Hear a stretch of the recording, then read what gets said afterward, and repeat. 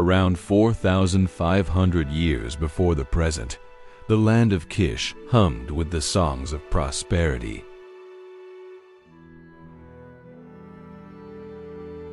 Its hard-working people loved their businesses, their livestock, and their lands. Their lives passed in peace because their king was just and kind to his subjects. In that era, the city of Kish was a piece of paradise, but far from this paradise, across the river, there was a village where poverty had sunk its claws deep. In a hut in that village, in the shadow of darkness and hunger, a mother sat with her child pressed to her chest. The child's sobs told of the fire in his stomach, and the tears flowing from his mother's eyes narrated the story of her helplessness. She whispered in her child's ear, "Forgive me, my love. Your mother could not give you even a single piece of bread."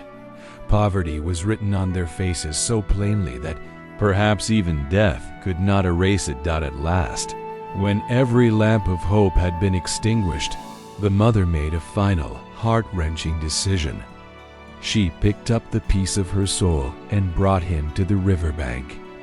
There, she made a wooden box, her child's cradle, kissed him one last time, and entrusted him to the ruthless waves of the river, praying that the river would be kinder to him than his own mother could be.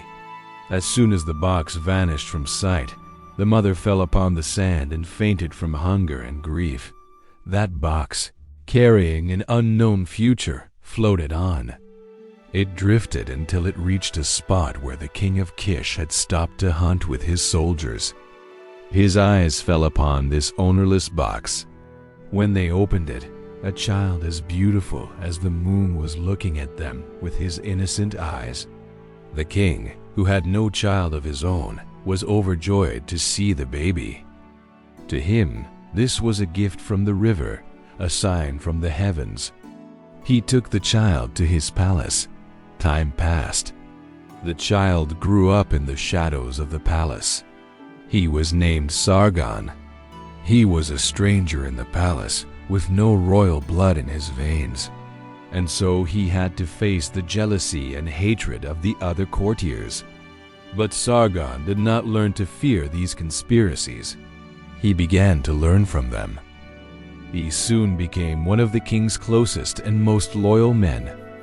The king appointed him as his saki, cupbearer, a position given only to the most trustworthy person. But what the king saw as a reward for his loyalty was, for Sargon, the first step on the ladder of power. Sargon didn't just serve the king his wine. He read the fear in the king's eyes, understood the plots of his ministers, and knew the ambitions of his soldiers.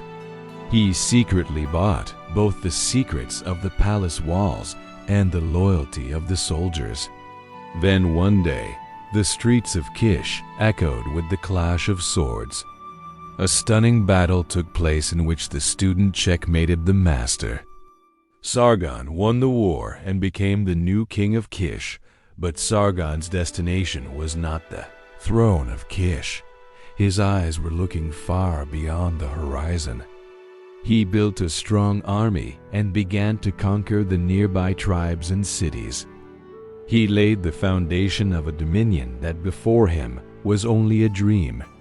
For the first time in history, an empire had come into existence. He built his new capital, Akkad,